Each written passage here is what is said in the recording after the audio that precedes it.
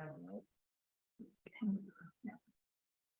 right, well, would like to welcome everyone to the Planning Commission this evening. We're going to go ahead and get started with a Pledge of Allegiance by Commissioner Wilson. Oh, I didn't pay attention to that. I pledge Allegiance to the flag of the United States of America and to the republic for which it stands, one nation, under God, indivisible, with liberty and justice for all. I didn't even notice that.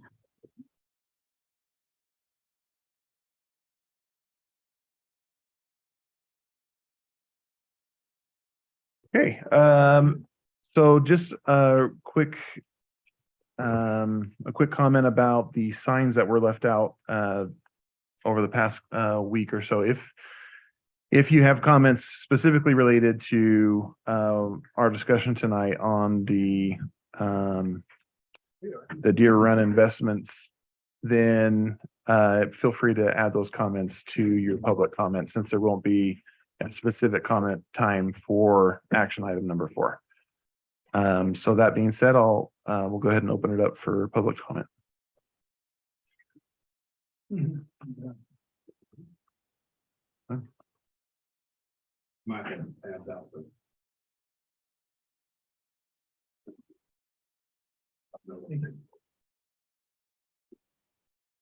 Okay, we're on now.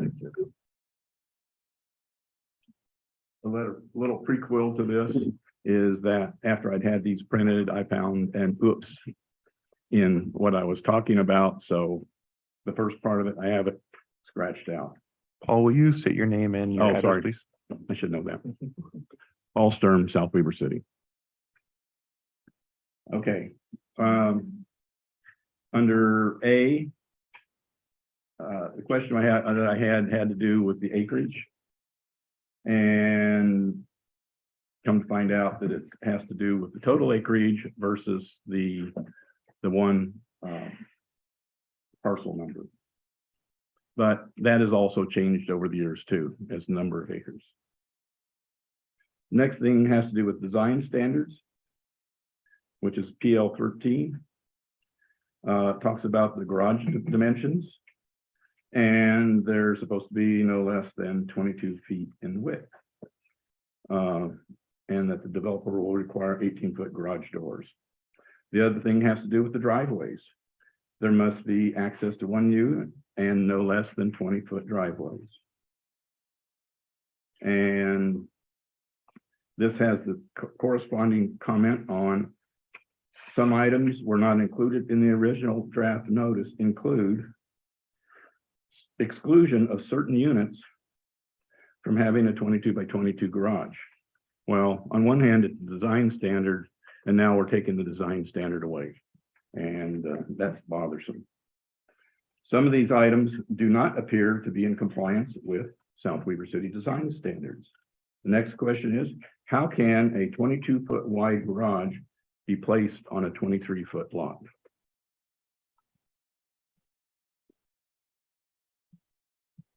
Under architectural review, it was under PL9, the developer submitted rendering for a similar project they completed in North Salt Lake. After some research and showing the JZW, that's information from the actual packet itself. I also tracked down, and in the appendix is actual photos of that North Salt Lake development. And the thing I have concern with this is look at the date shown and consider the fact that some of the design specifications or building code may not be current when these projects were done in 2016 and 18. So I'm sure that some of these have changed and they're being presented as current. The engineering review, several items are still incomplete by the development, even after the 9/5/23 review. As a reminder, I expressed these following concerns during the Planning Commission meeting of 9/5/23 and do not appear to be fully answered. And the same thing as what I presented a month ago. How can you do this when there's no current zone that would permit 35 townhomes? And even if there were, it went to the R5 SG, it would, with a 60% bonus density for outstanding design, that would still only take you up to 8 units per acre, which would be a total of 24 acres, not the 35 being proposed. And I'll still express my concern on the Deer Hill driveway roadway between phases 1 and 2. It appears to be quite steep, with a rise of 20 to 25 feet over 133 feet. People will not be able to walk to egress that after a snowstorm.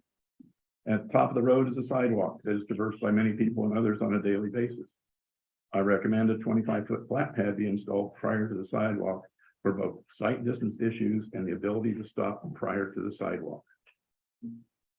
Page 3 shows pictures of the North Salt Lake development that was referenced on packet pages 60 and 71.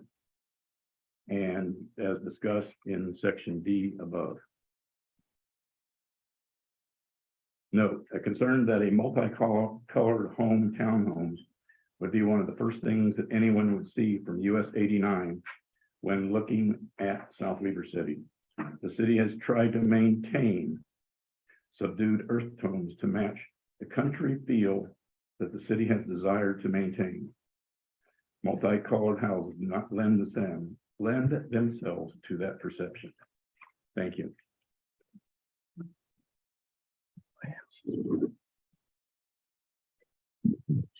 Michael Grant, 2622 Deer Run Drive. The Lofts property is being proposed to be rezoned from CO to R7. If it's 3 acres, my math is very simple, 7 3s are 21.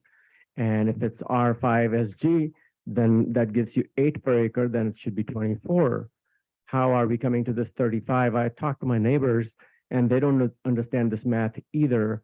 I think what's happening is they are coming from 60 from CO and they are bargaining with us and they have full right to apply for rezone. But once you apply for a rezone, the new zone number is a hard number. How can we negotiate on that one? It should be 7 3s are 21. Stay with 21 or stay with your previous old zone. Previous zone was CO. Stay with it. I don't have a problem. Thank you. Thank you.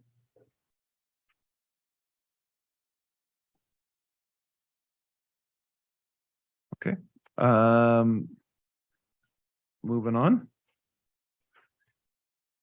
I don't need a motion for that. I almost said it. I know. Okay. All right, item number 3, approval of a consent agenda. Are there any comments from my fellow commissioners about the agenda minutes that you'd like to call out? Yes, I had one, on agenda item number 3A on the 126 minutes. I just need there to be some consistency with the naming of general RV, because it seems like it's using general RV and RV general interchangeably. And just to eliminate any confusion, I just wanted to have that corrected in the minutes. And just reference page 3, just under the public hearing. That's it. Thank you. Michelle, we're good? No? Okay. Commissioner Scola? No. Commissioner McFadden? No, sir. Right, you're good? Okay. Good. I'll look for a motion to approve the consent agenda. I second that motion. Are you gonna make it? You gotta make the motion first. Oh, I gotta make the motion. Yeah. You want me to make it? You don't have to. I mean, I was just looking for Why? someone to. I mean, I did start talking. I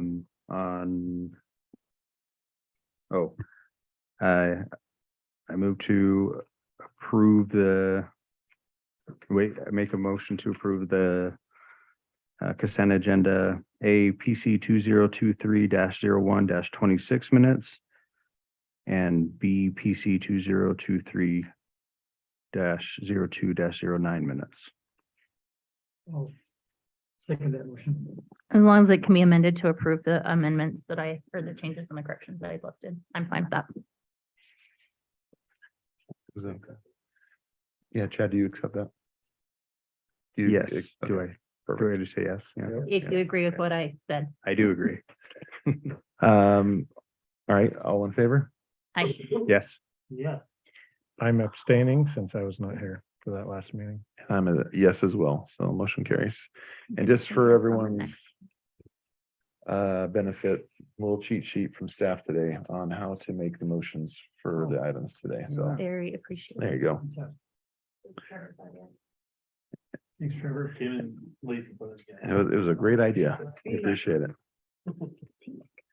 Okay, item number 4, action on preliminary plat, 35 lot townhouse plat, rezone from CO to R7 and development agreement moved from 2/9 of 23 for Deer Run Townhomes parcel number 13-364-0001, 2.914 acres located at 7897 South, 2700 East by applicant Joseph Cook of Deer Run Investments LLC. Trevor, if you wouldn't mind kicking us off with overall comments they have for us this evening. You bet. Okay, so a couple things with this item tonight. The developer submitted a notice, which was forwarded to all the planning commissioners under legal counsel concerning the agenda item tonight. This deals with Utah Code 10-9A-509. It's commonly referred to as a ripcord provision. Basically, what this is saying is that the applicant feels that they represent a full application and are requesting a decision by the planning commission on the preliminary plan and the development agreement at tonight's meeting. We have 45 days to comply with that request, so that tonight's meeting would put that in there. And so we because of that provision within the Utah State Code, we are required to make a decision on those items tonight. So just keep that in mind as we move forward. It doesn't require an outcome specifically. It just requires that we make an outcome if that makes sense.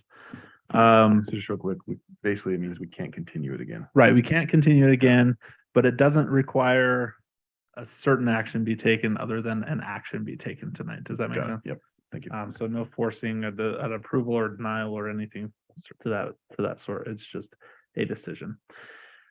So that being said, we have reviewed this in the previous meeting. We went over it in quite some detail. Just a quick rundown of some questions I had received over the week about the project. So if you'll note, there is a few different items on the total site for the total acreage of that site. So the initial application has the site at 3.175 acres. That is taken from the Davis County plat map, right? We go in and add those up.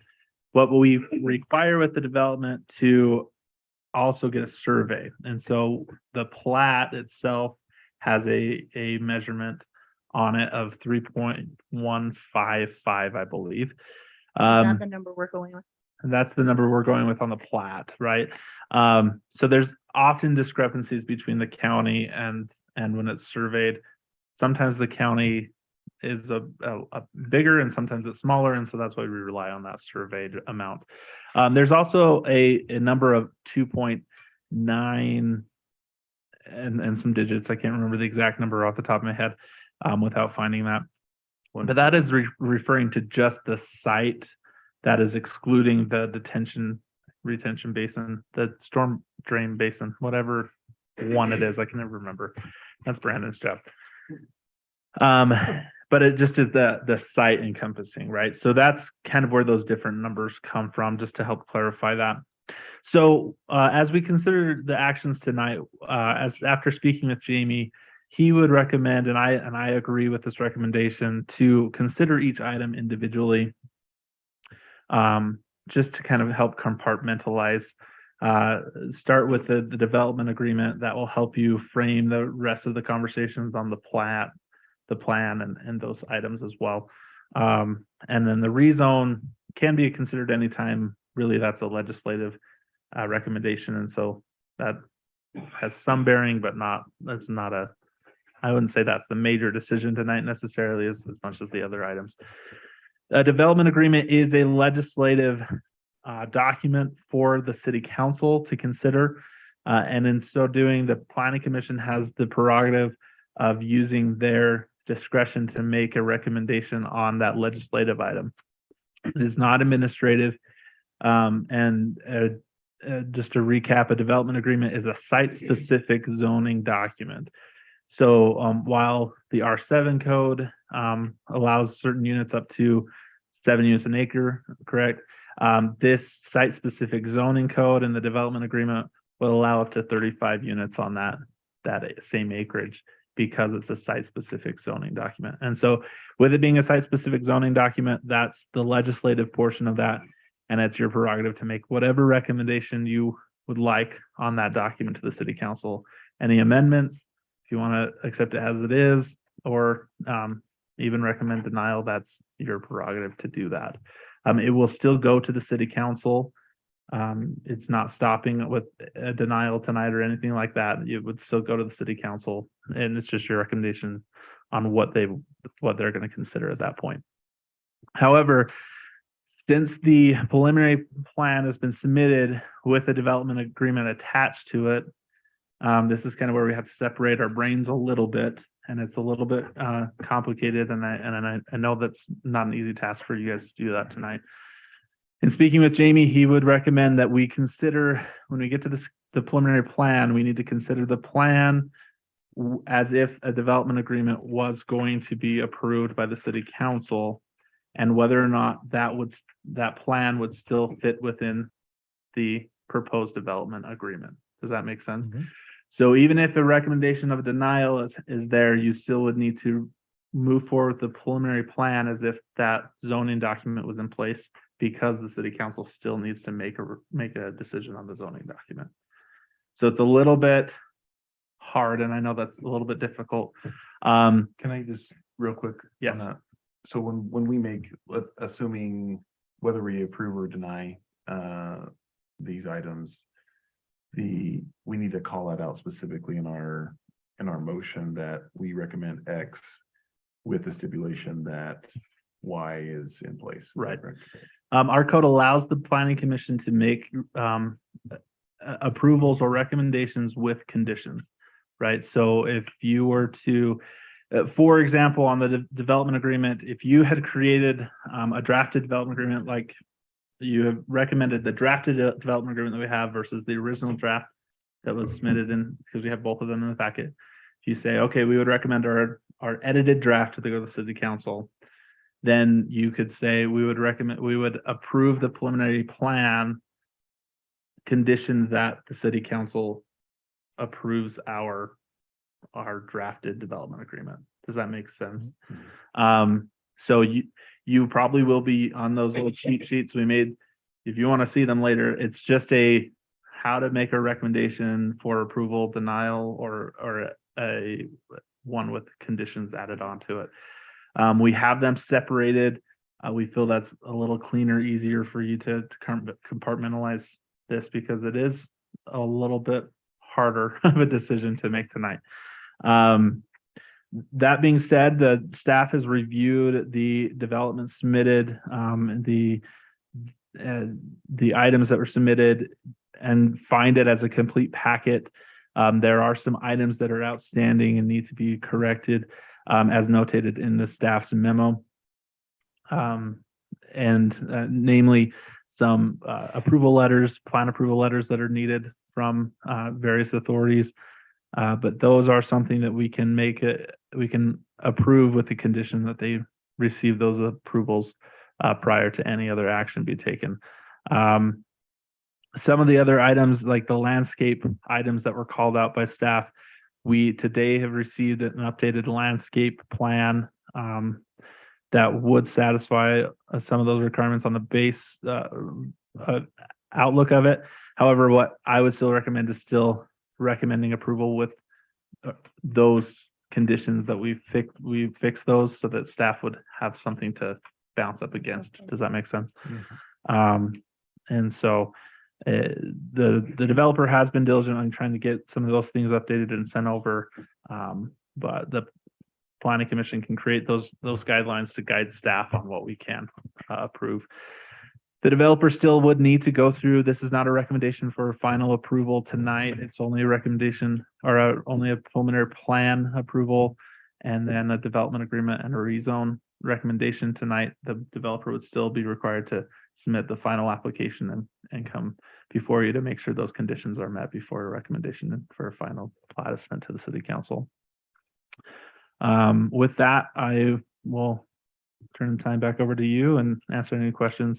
The developer is here tonight. If you want to direct any questions towards the developer, we're here for you to answer your questions. Perfect. Thank you, Trevor. Appreciate it. If the developer wants to come and proactively address the concerns that were brought up, and then we'll open it up for the commissioners to respond at that point. Thank you so much for your time tonight. Appreciate you being here, and I know you're not getting paid, but these meetings can last a long time. But I think this is Jeff Klaus. He's our general contractor. He lives right up the hill here in South Weaver.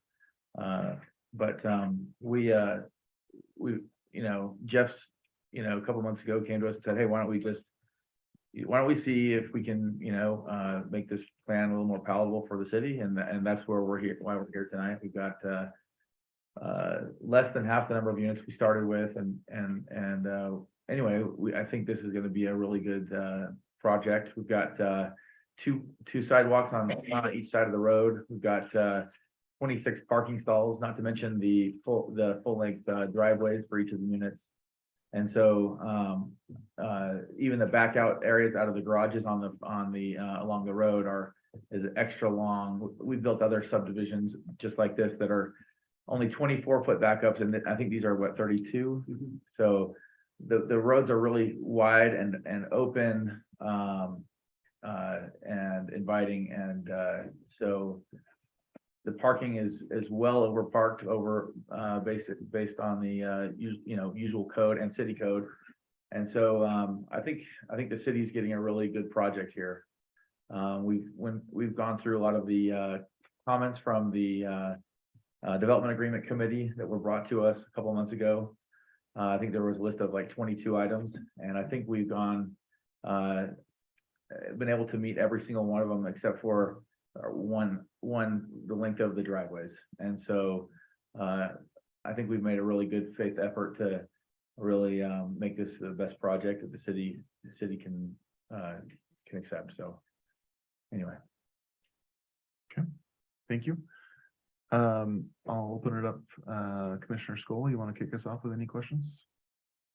I actually don't have any. Okay. For this right now. Commissioner McFadden? I don't at this time. Commissioner Boatright? I watched 4 hours of comments from the last meeting. I think most of my questions were covered. I do have some concerns. And I think this may have been addressed in the last meeting, but you had approval to build what you wanted to build over there. Why the change?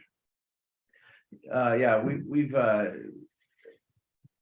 done a lot of multifamily homes projects and townhome projects in the past. And I think this is a little more with the market entering into a stall. I think this is a lot safer project financially, but I think it's also much better for the city as well. So we have a resident here that has lived here since he retired from the Air Force for a couple decades. Anything else, Commissioner Boatright? No. I just had a couple of things, and then I'll turn over to Commissioner. We'll see if that's okay. Thank you. There were, let's see here. Let me organize my thoughts here. So the 22-foot garages that you decided to trim down on phase 4 and phase 5, I believe is correct. Was there a specific reason why you chose not to go with the development agreement recommendation or requirement there? So council was concerned about the type A units, which are the ones up front, because they don't have a driveway. So they either park in the garage or they park somewhere else. So their concern was they wanted the garages bigger on those units because there was not an actual driveway for each home. So we made that work because there is a driveway for the type B units. There's 4 parking stalls. Yeah, so they didn't specifically ask for every unit, they just asked for the type A units only. Yeah, I had a different understanding based on the conversations that I had with Blair and the mayor on that one. I think the reason why we went with a 22-foot wide garage wasn't necessarily just because of the driveway issue. It was how many cars can you actually fit into a garage if it's less than that? And we all agreed that the 22-foot garage made a lot more sense. So for me, that's still a requirement that I would put as a stipulation for my approval, just so you're aware. The other ones, when talking with staff about this, there was a miss on the lot lines. And I can't remember, Trevor, can you give me a little more details? I know we needed to do a 23-foot lot line, is that correct? Yeah, so the lot width in our R7, it's our new R7 code draft or R5, the overlay zone. That drafted code has our lot width at 24 feet. After reviewing the development, their lot width would be 23 feet. How that works is they have the 22-foot garage and then you have the foot between each unit, right? And so that's then divided in half by 6. So it's 6 inches on either side. So it's an additional foot. So it's a 33-foot need to fit those type A units. 23. 23, yeah, sorry. 23 foot. And so that was something we had agreed on, that style of home, and that felt comfortable with everybody on the development review committee. And so that was just an oversight on my part. When I was reviewing it again, I realized, oh, it wouldn't comply. And so we wanted to make sure that was amended to allow that to comply. And that needs to be in the development agreement. So That would need to be in the development agreement. okay.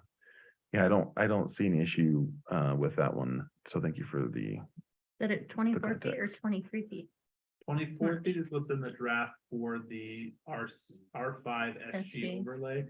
And so assuming that's gonna be the zone with everything going through, that width would need to be addressed. And so they would be out of compliance because if it's not stated in the development agreement, then we have to do the underlying zone that it is. And so to allow for those units to comply, which we had the conversation about those widths of the units, and we all felt comfortable with that in the development review committee, that we would just have to add that line to the development agreement to have a minimum.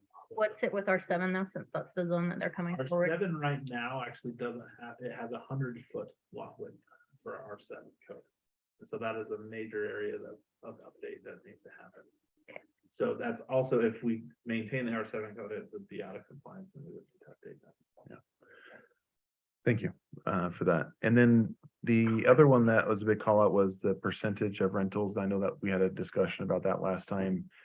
I felt very comfortable with amending that requirement from the perspective of including it in the CC&Rs like we had discussed, to give the developer a little bit of leeway as you're building the development. So my recommendation to address that and to make sure we don't approve something that guarantees a higher percentage of rentals indefinitely would be to add new language into the CC&Rs that specifically call out that while the development is under development by the developer, you're allowed. And I was okay with the 50% rentals while it's being developed. And then as soon as the development is completed and turned over to the HOA, to go back down to our existing 25% requirement. So I wanted to call that out, as I'm okay with that flexibility because I understand the need there. I appreciated Paul bringing up the colors. I didn't even think about that. I don't think that was even discussed in our discussions. So I agree with what Paul had said I think we need to make sure that we call out colors. in the development My house is blue, so I can't say anything. agreement. It's a natural color. It's just the color that developer wanted and the city Yeah. wanted in that area, so we can. Yeah, I think it just move. calling it out Sure. is fine. Again, it's not a showstopper, I don't think, but I think it's something, to Paul's point, I think it would look better, especially with its location where it is. Yeah. I I think that once we get preliminary approval, we will start the actual process of architectural engineering. and Color then palette. Color Color palettes palette. and the Yep. whole thing. We're trying to get past this hurdle right now. Yeah. With respect to your comment about the garages, I own one of those units in North Salt Lake and they do park 2 cars. So the same exact unit. Yeah, Just make a comment about that. sure, go ahead. All the units, scale, 22 feet. Was drawn as 22 feet. I don't know if you were thinking that it was, we were actually gonna build something different, but. Well- the plans are all 22.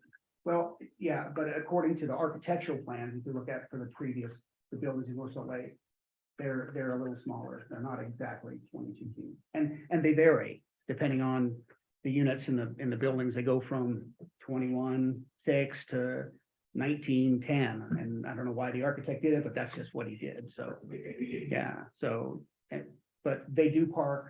I mean, people decide what they want to do, but the one I own, they park both their cars in the garage. So. Yeah.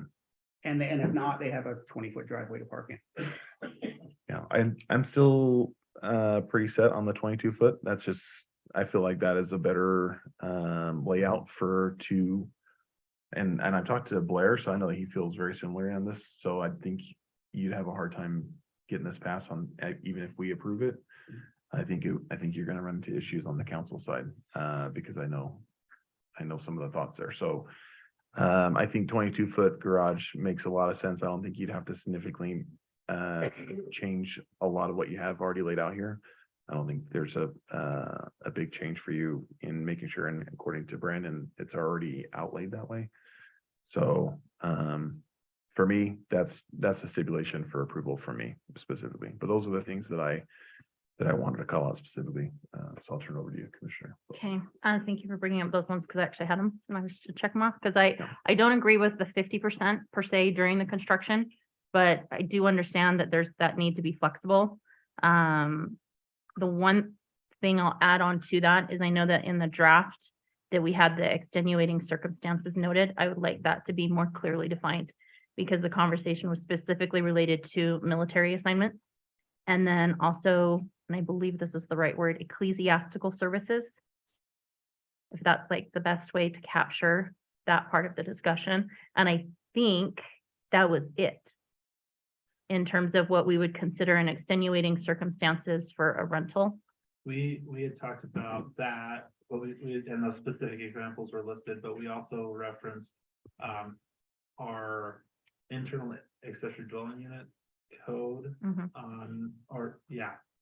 or the short-term rental, no, internal accessory dwelling unit code that referenced the provisions of allowing it to be your primary residence. Does that make sense? And so that section is actually taken from state code, and all of those exceptions are listed in state code. Specifically, Mhm. okay, I just wanted to make sure that that was covered and it wasn't kind of left arbitrary or open-ended in terms of what it was going to be. I've got 2 things that I'm 100%, these are no-goes for me. The 2 buildings that have the 5 units, it needs to go to 4. That's our R7 code, 4 buildings or 4 units, no 5. And then the setbacks at the front, the 10-foot, that doesn't work for me. I don't believe that there's any residential development, and I tried asking, and I apologize for not giving probably enough time, if there was any residential that's been given in the city with a 10-foot, and given that this is a heavily traveled road, 10 feet is not sufficient, because it ties into the concerns I still have for the entrances and the exits and being able to see up and down 2700 East. Point in fact, Deer Run Drive, I almost got hit coming to this meeting tonight, because even though we've got, stop signs and where people are supposed to stop to see, there was traffic where cars were turning, cars didn't want to wait and slow down, cars came into the lane of oncoming traffic, and cars were sticking out a full car length and a half, because I saw it almost into the intersection. That's a problem. And we can sit and say, but it meets code, we've done the studies, everything's appropriate. But the reality of it is, you've got a slope, you've got a curve on both approaches coming down 2700 as well as coming up 2700. And we need to be doing everything we can right now to keep the safety here. It's a heavily traversed road with kids, walkers, adults at every season, every time of the day. And I don't want to be having cars coming out and not having a landing zone, which it doesn't look like from what we looked at with the revisions, that there's any kind of a landing zone. I saw that there was a stop sign put on there, but there's not sufficient distance for safety in my mind. So those are my no-goes. I have no problem rezoning this to residential. I actually think it's the best use of land or use for this land is being residential. It feeds into the residential section of our city. But as far as the development agreement goes, as it's currently written, and the preliminary plat or plan, I haven't seen what an R7 plan looks like. I'd like to see that, because I think it could actually be pretty amazing. Commissioner Lozey, thanks for your concerns. I understand there are concerns. We have our civil engineer here with the site triangles sheet that I think he would like to present in regards to the safety issue that you just addressed. My name is Leland Martineau. I am the civil engineer. Brandon, do you have this sheet? Could you put that up? Is page.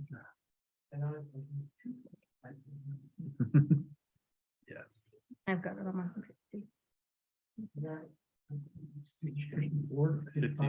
54, 55, yeah. So it's still farther. Yeah, I think. Yep. Well, There we go. So we went ahead and did site triangles based on what code there is for that. And so we have two different entrances here. The one on the right-hand side is the blue triangles, and the one on the left-hand side is the red triangles, and you see they overlap. But nowhere do those front porches impinge on that. This is based on the fact that it is illegal to cross that sidewalk without coming to a full stop. You can see down in the lower right-hand corner, we're planning on stop signs right there to make that painfully clear. So at this point, these triangles are based on 14.5 feet from the traveled way is the safe distance that these are calculated from. And then we go 429 feet up the road and 335 feet down the road. Up the road is further because it's sloped and it takes longer to stop, but those are the site distances based on what engineering guidance there is on this, which would be AASHTO, the American Association of Safety and Highway Transportation. I can never pull out that acronym off the top of my head. Yeah, that was, Almost as get it as an AASHTO, but. so, NACTO.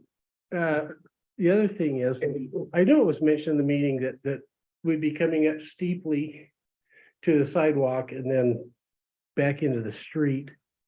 And so we actually did a grading plan, is C500. I don't grab my cheat. Yeah, it is. Is it? Well, it's not in the packet. It's in the additional documents that you sent over. Okay. So based on that grading plan that we did, just specifically to address this, we're running uphill. Actually, so the entrance on the lower side runs downhill to the street at about 2%, which is just a normal shallow parking lot grade. And then the one on the other side runs downhill from the street at about 5.5%, which is about 20 to 1, which oh yeah, that's less than ADA specification for running a wheelchair up a ramp, so it's not that steep.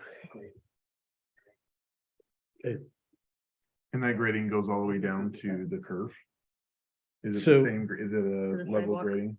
Camo pulled. No, from there, it starts to take a curve downward to as much as 10%, Oh, okay, 10 to 1. Okay. Yeah, okay, gotcha. as So this is a how steep far side. down does that 5 How far do you go for that 5% then? How far into the Uh, road? Ken is gonna pull It's that out about for your. 25 feet, I believe. 25 feet. So basically a car length. Okay.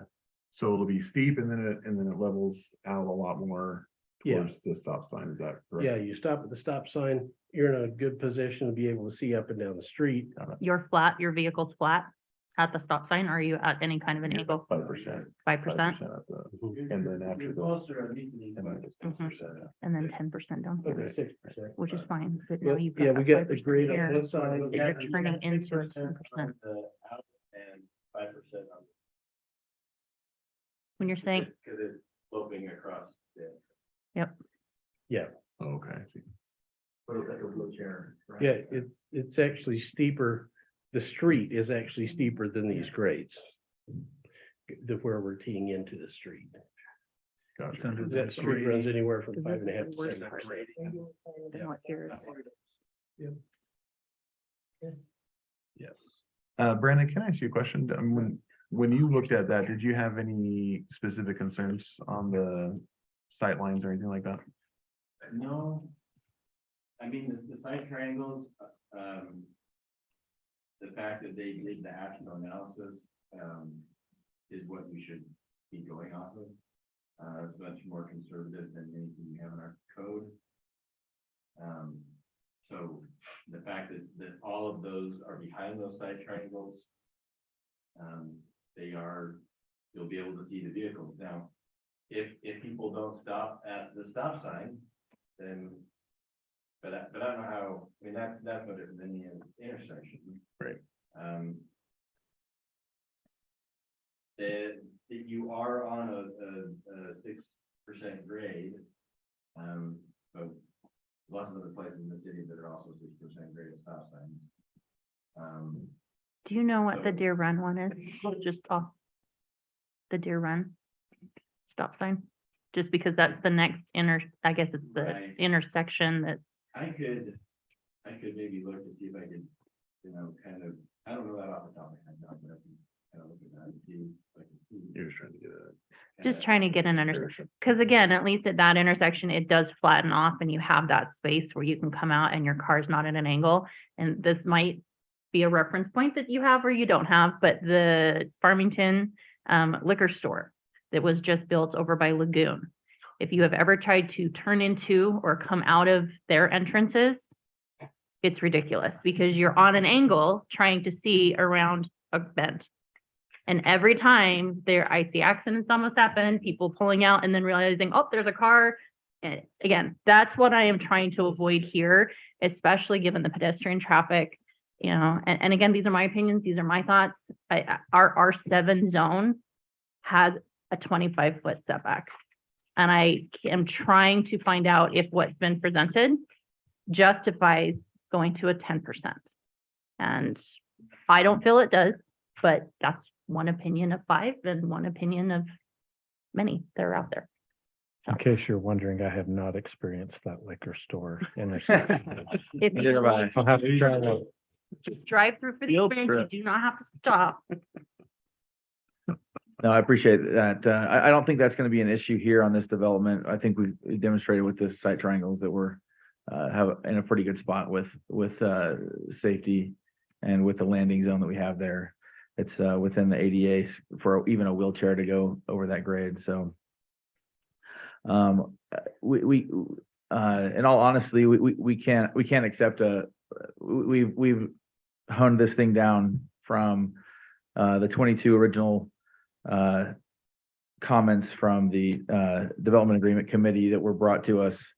And they're just, this a setback greater than 10 feet after this time, and reducing the units to more than what we had, the city council expressed they were okay with at this stage, we would not accept. And so we would just continue with our other project. So I'd encourage the other commissioners to vote in favor of the plan with the stipulations that the Chairman Davis has recommended. So thank you. To address Commissioner Wilsey's comments about the 5 units, that's not stipulated anywhere Think out- In- outside of the in- R7 code, is that correct? Right, outside of the drafted R5 SG overlay, that is part of the no more than 4 units per building. Currently in our code, currently in the R7 code, there's no stipulation on number of units. However, in the development agreement, it has listed that they should have no more than 4 units, except in those, the two buildings. those 2 buildings is what the development agreement draft is proposed. So the development agreement has that called out specifically? I Yes. believe so. Yeah, it's item, There was 11. there's a few things. I know it's a lot. So, Okay, so my question to you, Commissioner Wiltie, is what is it about the 5-unit span that you dislike versus a 4-unit span? Is there something specific that a 5-unit span brings that is, in your opinion, not that great? It's all relative to the other comments that I've made in terms of the setbacks being where they are at, having that lot 101 and lot 301, I think gives that a greater distance. It gives it greater site distance, and I understand we've done the studies. I appreciate that. I appreciate it, the standards, that are, might be more conservative than anything we might request. I just know from I live, this is my main access in and out of the city. I walk it, I drive it, I ride a bike on it. I have my kids on it. It's something I'm very familiar with. And so again, the distances and what this is going to be, it's my sticking point, and I can have it if I want it to be. Are we justified in giving almost a 2/3 reduction in our frontage for a residential development? I like the fact that there's going to be, a diversity of building materials wrapped around the buildings. Again, residential, I have no problem with this becoming residential. I just feel that there needs to be some adjustments to make sure that we're giving the setbacks, given the amount of snow. And you guys are aware of this because you've had to go out and clear the sidewalks probably more than once, especially with the wind, and just everything that this area of our city is going to be dealing with. I want to make sure, because once these buildings are built, we can't move them. We can't, we're not going to. And so removing, even if it's just those 2, like I said, lot 101 and lot 301, I think it opens up those entrances. It gives more accessibility, both visually, aesthetically, however you want to label it. And I think putting a setback, and I'm not saying go 25 feet, because I understand we've got to still make it work. But It won't work, unless we shrink all the other roads. And that's why we did that, because the city wanted these big sweeping roads. our private road. Yeah. code. And so 10, moving beyond 10 feet is just, not an option, so. Thank you, Mhm. Commissioner Wiltie. I can definitely appreciate your point of view. I don't necessarily agree with it, only from the perspective of I feel like if people follow the law, which sometimes that's an issue, but I don't think we can necessarily make decisions off people breaking the law either. Like I appreciate the comments from Brandon and from the developer around going the extra mile on doing those other analyses around what is that called again? the side triangle, ASHTO, yeah. I think if people stop at the stop sign where they're supposed to, I think the visibility is there, and it does mitigate, not completely, obviously, but I think it does mitigate the risk of pedestrian. We will agree to Accidents. disagree on that. Yeah, that's fair. That's fair. Sure. There are standards, and standards are typically created by lots of committees who get together and decide what is safe. But that doesn't necessarily mean that everybody would feel safe in those situations, right? True. My comment is that it meets the standards. But I can't really comment on whether or not I in particular feel like it's safe or it's not safe. I'm reviewing the standards, and that is the standard they should have followed, and they do. Okay. That makes sense. Yep, appreciate it. if I could ask a question, I mean, Yeah. as commissioners, the planning commission, like, this is our job to make sure that this conforms, correct? I would say so, yeah. To the zone being requested, which is R seven. What you have for development The agreement. development What's the agreement. development? Which becomes the overlaying document, which gives us the ability to change the code and change the zone and the requirements, but Yep. not the hinge. There was only one other thing, and this is a small little thing in the development agreement that was out there. The date on there is showing 2021. And I know this is a project, 2019 is, I believe, when the first plan was presented. And I've been a part of it either as a citizen or now actually on the planning commission the entire time. I've seen every iteration, and the plans that were approved, they were approved for a reason. And if that's what needs to get built, I have no problem with that. Because there's one building fronting 2700, there's appropriate setbacks. So I have no problem if you build what was approved. So, but if we're gonna go residential, let's build the right residential. And let's build it with all the factors for our future citizens, because again, that's what this is for. I don't want them coming in going, why did they do this? This, you know. That's why we got rid of the entrance off of 2700 onto Highway 89. Is dangerous. I don't want this to be something that's dangerous. I want this to be something that's functional. Just as a comment, the plan that did get approved had 3 entrances on Deer Run, so this has, So one building. has 2. On 2700. Yeah, 2,700. Did you have anything else? Any additional comments, I'm gonna go online. questions? If not, I think we need to, agree. Commissioner McFadden. Oh, sorry, go ahead. Yeah. So I feel like there is not quite enough clarity in my head of what I heard about the 22 versus the 23-foot lot width. Can we get some clarity on that? Jump in here. Yeah. Make a comment, on the site plan. The sketch of the footprint of each of those buildings shows the garage width as 22. On the floor plan that were submitted, there is a difference in the type A and type B units. 20 versus 22. So what's the superseding document there? So the floor plans that we have are example floor plans, right? They're just for the architectural review. What will happen is based on what is approved by the city council or the resulting document that comes from this. When they pull the building permit, that's what we would look at the building permit recommendations. And Do those get requirements.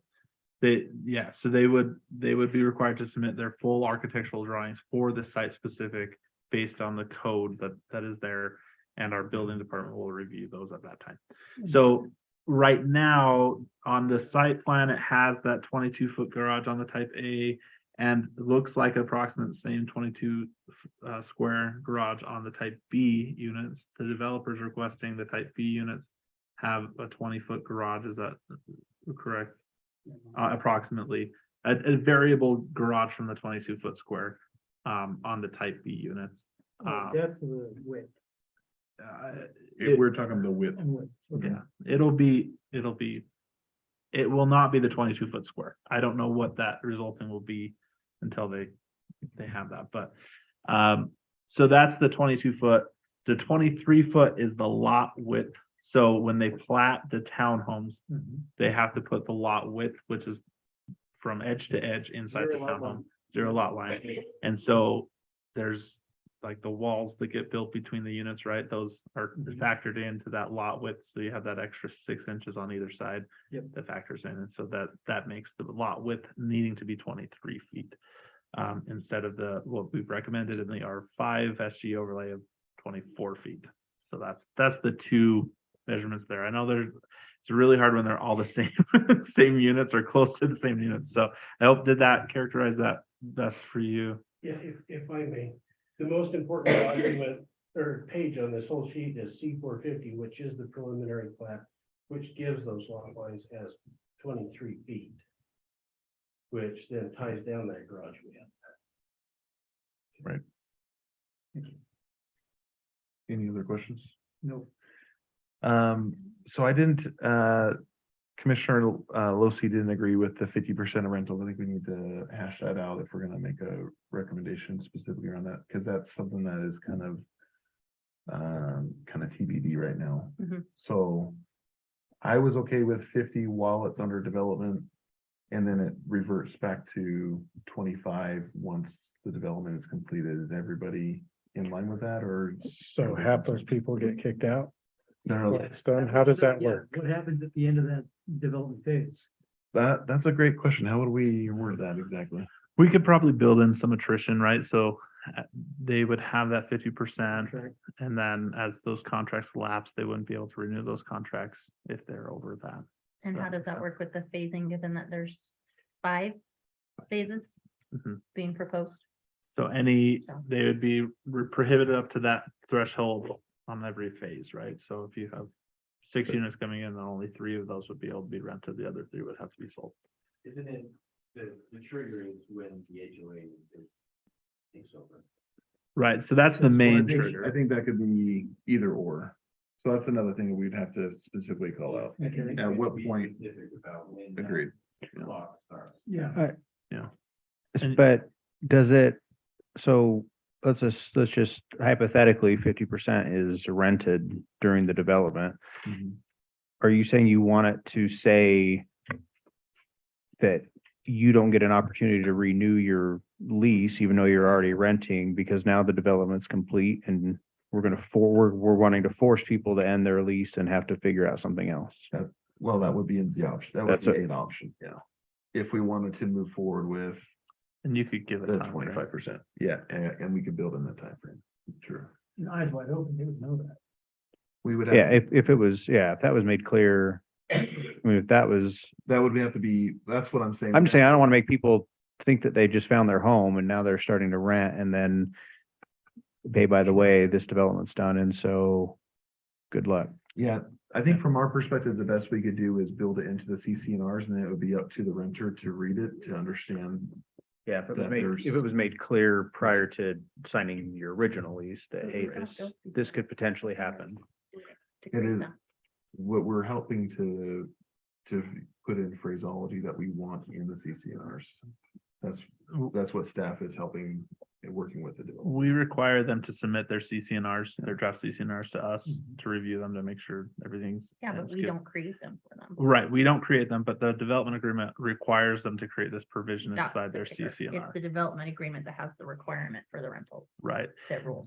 Yeah, and then, so then that's built into the CCNRs. That draft language that's right in that development agreement would go into their CCNRs. And then so anybody that enters into that HOA would be required to review those CCNRs, right? And required to abide by them, and the HOA would police that as they go Yeah, forward. I mean, I'm probably game with any idea. I agree with the comment last week on part of it, like on the sheer cost of what it's gonna be to rent a unit like that anyway. I mean, I guess I'm probably either way I could go on it. I mean, I don't want it to be all renters, which I don't think would happen anyway. No. But Right. I also don't wanna, if people move in and now we've accepted them to be, We'd have to citizens be- of South Weber, and yeah. we gotta tell them like, hey, Yeah. it's short term, you're gonna have to go figure it out, when there's not generally a lot of options in South Weber, unless it just turns into an option that they can try to buy it at that point, right, or something, so. which Here's is some other obviously- food for thought just for the commission, and part of my hesitation with the 50% Yeah. is that if you are a buyer going to buy one of these properties, you may or may not be getting a loan. I believe the purchase price or the target purchase price that these are gonna be in the high fours to mid fours, high fours. So there's gonna be a loan. There's not gonna be a lot of cash buyers coming out here. There are requirements for FHA, VA, or percentage of rentals, regardless of construction status, anything like that. And I feel if we have a 50% allowance, even if it is during construction with all the things that we talked about, we are shooting people in the foot right from the start, because they won't be able to qualify. And so now we've completely limited our buying pool to cash buyers. or investors who want the rentals because they want to use it as an investment property. So how do we, I believe FHA is 25% is what they look for within an HOA. I don't know if it's 50. I I've never can't heard of speak to 50. that. Condominiums is 50%. I know that for sure, but Townhomes, I don't believe it's 50. I could look into that and find out for certain. So, I don't That's think just food townhomes for are, anyway, I don't think townhomes are restricted that way for financing, but I could be wrong. Well, that's interesting consideration for sure. we need a lender. I'm not a lender, Yeah, so I'm not gonna speak as a lender. I don't think we're gonna have that luxury unfortunately tonight. So outside of that, is there any other points of consideration that we would want to consider? I think we covered everything I had. On the rentals, would you prefer that the additional percentage, if we choose to go this way, be limited at the time the HOA takes over or at the time that the development is completed? I 100% feel that once the development is completed, it needs to be at the 25%. I totally agree with So that. that I'm on board with. During the construction period, I think we can live with that, so. yeah, I mean, that's I think the part that we're trying to negotiate is during the construction period, What percentage? what percentage is the right percentage? And do we have the information that we need to make that decision? I don't know. I don't think we've done a 75 unit project, we've done a 58 unit project, we did a 35 unit project in South Salt Lake. There is no, I don't believe there is a financing limitation. It could be 100% rentals and one, as far as financing goes, Mhm. and one primary owner. So the condominiums are very restricted because you are so intertwined with common walls and common floors and common ceilings that they don't want to see more than 50% rentals, but townhomes. And I know a lot of it within a development is determined by your CCNRs. Yeah, So, and I yeah. get that. That's, I think 25%, because again, what's the intent? It's home ownership. It's not rentals. So Mhm. 25%, I think is fair. Let's go 50 during construction and then 25 after, and let's just get on down the road.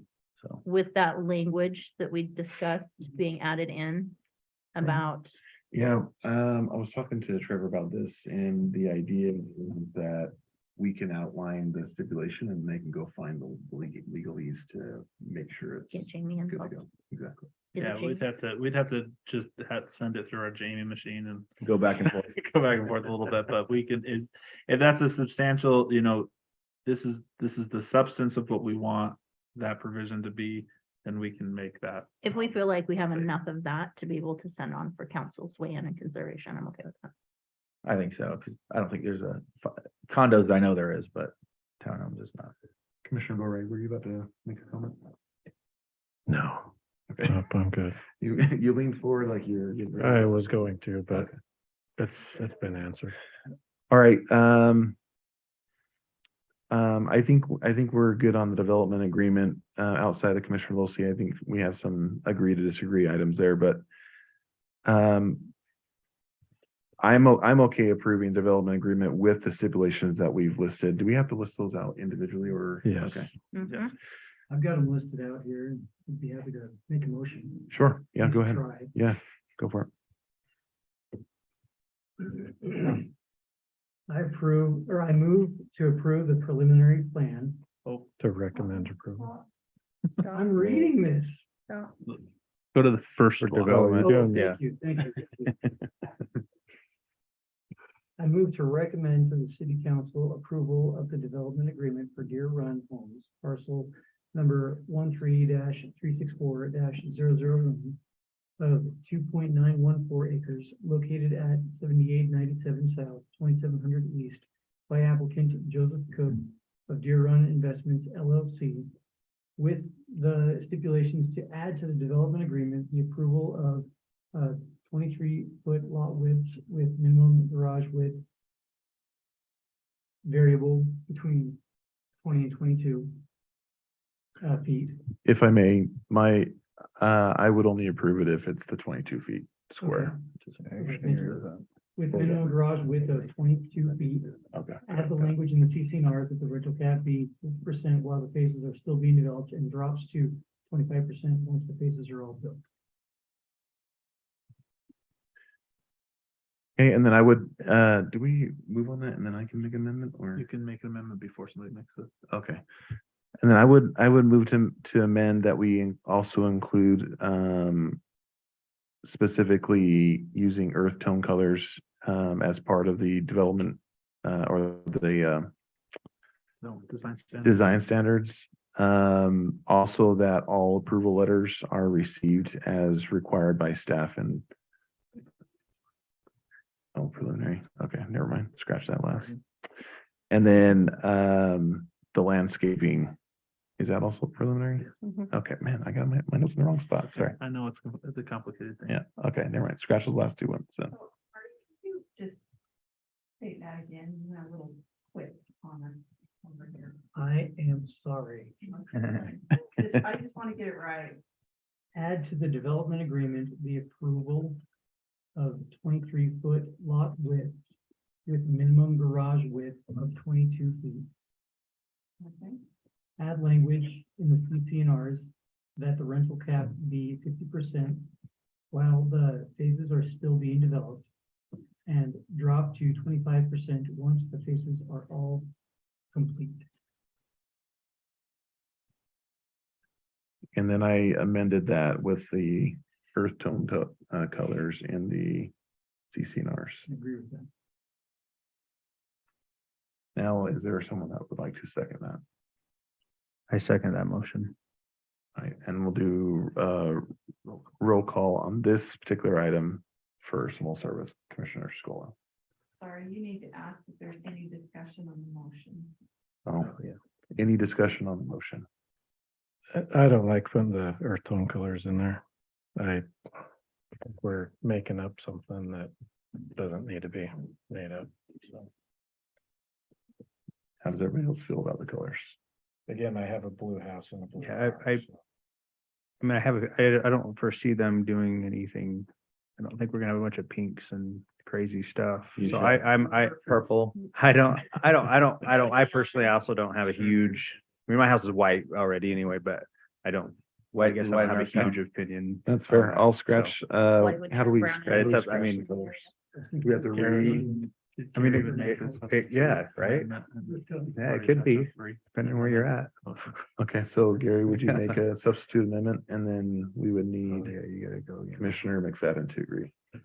Okay, well, I move that we amend and take out the color requirements from the development agreement. If, I agree with that. okay. Do we have to second that again? Just to be safe. Can I get a second on that one? I second that Okay, motion. then we'll do, are we clear? Quick question on the rental, just, I want to make sure I understand correctly what we're asking. So we allow 50% rentals while it's being constructed. Is that for all the phases? Yeah. So up until phase 5, that can be 50%. And then once the phase is complete, once everything's completed, then it goes down to 25%. That's all made clear to people, and there's probably a phased, not a phase, Right, but the leases would have to attrition. expire, you know. Yeah.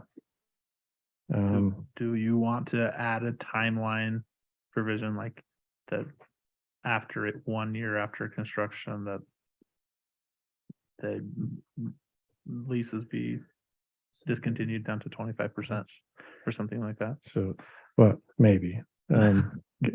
So how long are you thinking this is? I'd be fine with that.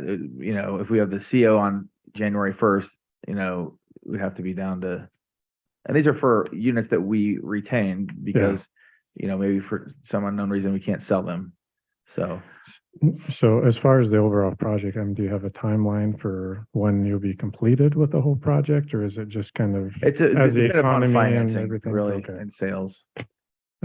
Yeah, I would. That's the biggest. I'd wild move card that here. we amend that rental portion to include you said it so much better than I can, Trevor. Have those rentals expired within a year of the completion of the project. Is that what you said, Trevor? Yeah, in general. Okay. I can't remember exactly what I said anymore Michelle, did that make Final sense? CO. I don't know if I understood what I said. after the last. Or obtain. Commissioner McFadden, do you agree with that? I agree with that. Michelle, did you need some clarity? exactly. I don't know what. Read back what you have. I don't think I said it exactly, so Maybe 50% rentals are allowed until the final CO is issued, at which time the leases would have to be expired until it reaches a 25%. Within a year. Rental rate. Within a year after the construction phase is completed. So theoretically, we could sign a lease the day before the last CO and it would expire, 12/29. Right, 364 days later. Right. Are you good on that, Michelle? Yeah, well, I'll have to. We can talk back and forth with Yeah. Trevor. Okay. Now we'll do any other comments or discussion. All right, now roll call. Commissioner Scola. Yes. Yes. This is just on the development agreement. just a development agreement. Yeah, Commissioner Wilson. I'm gonna. And I'm a yes, so that motion carries. Thank you so much. Appreciate it. We're not done. A couple more. So as we discuss the preliminary plan, just think off your recommendation on the development agreement, that's what we're basing the preliminary plan off of. Does that make sense? So, That everything that we just sent to. the Conforms on the council drawing. Is what. we're- imagine a completed document of all the provisions you just added. That's the zoning code that we're going off of the preliminary plan. Got it. All right, so I'll open up discussion on the preliminary plan. Are there any additional questions that anyone has that hasn't been addressed already? And again, I obviously am coming into this after years of discussion with this, but so if I'm understanding, we started at 60 with the original one, and we've agreed to the 35 because we're happier with that than the original 60, even though it's well over what it should be or anybody wants it to be. That was my understanding when, in talking to the city council and the mayor, yes. Yeah. that So was originally, negotiated based- by- Yeah. On the CO zone, based on the total acreage and square footage, we were originally allowed 74 units. Plus, I think we had 20,000 feet of commercial, something like that. And then it went down to 64 with 4,500 feet of commercial. So there's we're coming way off. Okay, so start even higher, Offset. right, okay. Yeah. So what's being presented is considered a more favorable Right. outcome for the city based on my discussion. And then that part's already gone through city council and is out of our hands. development agreement that we just. Yeah. Well, the 35, So Yeah, that 35 is part of it. yeah, that's what's in there, okay. There's Okay. been discussion. There's never been any approval. There's just been discussion. Correct. This is now following the formal development process of getting the preliminary approval. And it's based on what they have presented. Do we approve it or not? Or recommend for approval? Correct. Now, just so we're clear on the preliminary plat, it is the preliminary plat, so There's still a final. there's still a lot of work they have to go through to make sure everything falls in line with all of our stipulations, all of the requirements. This is just allowing them to get the ball rolling. Okay. yeah, we don't want to spend money on the hope that we get a preliminary approval. So that's why we're here, so that we can say, okay, we have preliminary approval, as long as we fit into these criteria, which we just voted on, that we can go have the confidence to go spend a bunch of money with the man in the green shirt here to draw it according to those specifications. And we're considering the preliminary plan against the current draft of the development Yes, agreement. the recommended draft that you just made a recommendation for, that's what you're comparing it Okay. against. So it's basically, you can include this in the motion if you want. It is understood that the approval is based on the approval of that drafted development agreement. You can specifically state that, or it is understood, because that's the zoning document that staff is gonna review on the administrative side to make sure everything's going forward.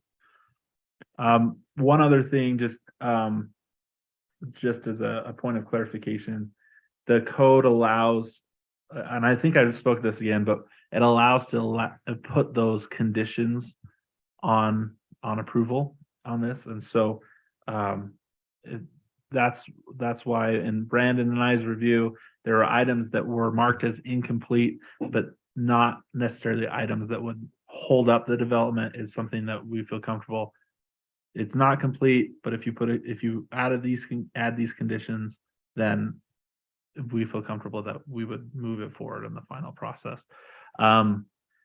In the past, you have either listed those out in detail, or if you like what staff has written on the conditions that are in the memo, you can just reference the memos and say, based on staff's recommendations in the memo, those are the conditions, and you can add other conditions onto that as well. As long as those conditions are within code, which also is a little fuzzy because you just wrote code, so it's it's a weird thing. So I get that. Any other questions? Going once, going twice. All right, then I'll look for a motion around the preliminary plan. And just so you guys know where I stand, I'm okay with moving forward with approval on the preliminary plan with all the stipulations that we just put in development agreement, and with the stipulation that, is the landscaping called out in the memo? I don't think it is. Yes. Is it? Okay. So then I don't need to call these out specifically. Like I said, we could just say with the staff's memo recommendations. Right, okay. Oh, sounds like you just made a motion. Make the motion. All right, well, I always am confused if I'm allowed to make the motion. I guess I am, so I'll make the motion. I move to recommend, I move to approve the preliminary plan 35 lot townhouse plat for Deer Run Townhomes parcel number 13364-0001, 2.914 acres located at 7897 South 2700 East by applicant Joseph Cook of Deer Run Investments LLC, with the following amendments,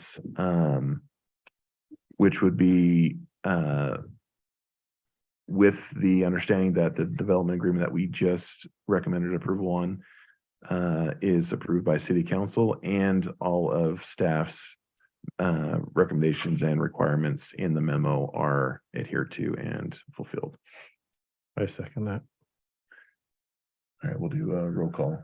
Commissioner Scola, Yes. Commissioner McFadden, Yes. Commissioner Bovrate, Aye. Commissioner Lucy, No. and I am a yes. So that motion does carry as well. You don't have to. You can. All right, and then the last is on the rezone. I don't have any additional questions on the rezone. I think that's been well documented. I also agree with the rezone, but are there any other comments or questions around this one? Is there a need to rezone it if, with the development agreement? So in the development agreement, we specifically called out the need to rezone it. Okay. The idea is that we just get that commercial overlay zone Off the books? I'm okay There with that were makes sense. certain council members that was a Right. hard requirement that it had to be. No, I can understand that. I totally So- understand that. I will just mention with that rezone, it does say R7. And no, that's very confusing because we're also in the middle of the R5 SG overlay, and it definitely, timing, it was not our friend a little bit on that. However, it is a legislative item, so the city council, if they were to approve the SG overlay with the R5, right, they can legislatively change the R7 to the R5 zone, right? They can say, we're not going to give you this, but we'll rezone it to that. Does that make sense? Yep. So it doesn't hiccup that at all. It just is a default because when they made the application, they were vested in what was currently in code because we were outside the 6-month timeframe. Okay, I'll look for a motion. Anybody want to take a stab at this one? I can do that. Okay. I move to recommend approval of the rezone from CO to R7 for Deer Run Townhomes, parcel number 13-364-0001, 2.914 acres located at 7897 South, 2700 East by applicant Joseph Cook of Deer Run Investments LLC. Can I get a second? I'll second that motion. All right, another roll call. Commissioner Scola, Yes. Commissioner McFadden, Yes. Boatright, Aye. Losi, Yes, and I'm a yes as well. So, Thank you so much. Really appreciate it. Thank you for your time. Excellent. All right, item number 5, Planning Commission comments. Commissioner Scola, any additional comments you'd like to make this evening? No, I don't think so. Okay, Commissioner McFadden? I don't have any further comments. Thank you. Commissioner Boatright? I just want to thank the Public Works people here in South Weber for the many, many, many hours of snow plowing. And I love plowing out my driveway when they come by in the snow. It lets me use my snow blower more, so I don't complain about that. I love it. But they've worked hard this year and just appreciate everything they've done. So. Here, here. I haven't thrown any shovels after them after they've redug my driveway back in, just because I understand how much snow they've been having to move. So, It's been extra wet this year too, so a that's little been bit. crazy, you know. There's a reason we talk about placement of snow, Yes. because when you get a winter like this, it's important. It matters. Commissioner Losi, any additional comments? I don't have any. I am good as well, so I'll look for motion to adjourn. I'll make a motion to adjourn. Second. All in moved. favor? Yes. Aye. Aye. You just like when you go doors here. Nice. You guys just go and spout it. Guess what? All you have to do is not tell us how you want it. True. So why would we do that though? Just move the 12% rental.